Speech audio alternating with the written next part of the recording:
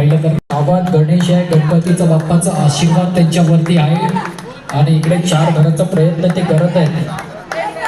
त्यांनी देखील आज भांडूपच्या मोठमोठ्या कविता पथकांना पाहिलं असेल. थर लावताना त्यांच्यामध्ये देखील ऊर्जा निर्माण झाली असेल आणि इकडे पहिलं तर तिसरा थर वर झाला, चौथा थर आणि इकडे मात्र कडक सलामी दिली आहे 4 थरांची. क्या बात आहे.